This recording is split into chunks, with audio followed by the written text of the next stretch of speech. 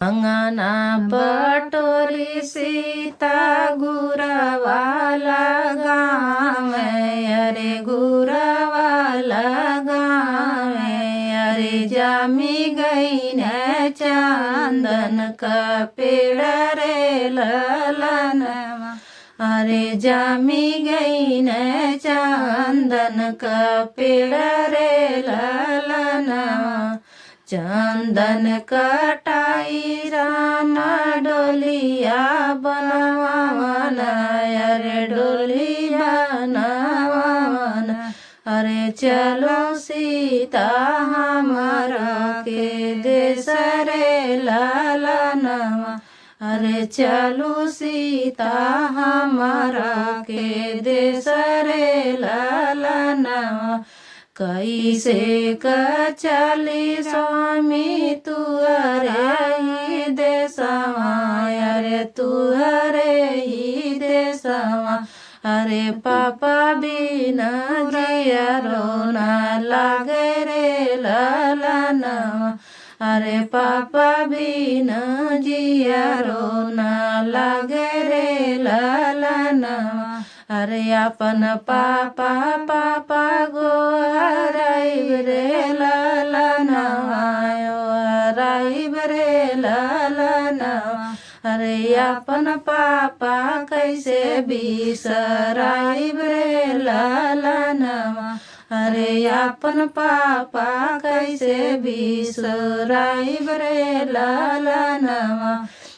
अंगना बटोरी सीता गुरवाला गवनी, अरे गुरवाला गवनी, अरे जामी गई न चंदन का पेड़ रे ललनवा, अरे जामी गई न चंदन का पेड़ रे ललनवा। चंदन कटाई राम डोली बनवावन, अरे डोली बनवावन, अरे चलो सीता हमारा के देश रे ललनवा, अरे चलो सीता हमारा के देश रे ललनवा।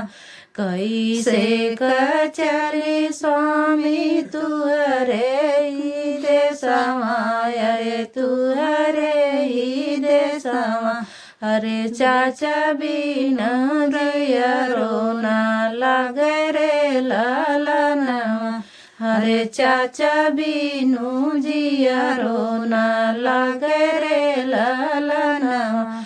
अपन चाचा चाचा गोहराइब रे ललनवा, गोहराइब रे ललनवा, अरे अपन चाचा कैसे बिसराइब रे ललनवा, अरे अपन चाचा कैसे बिसराइब रे ललनवा।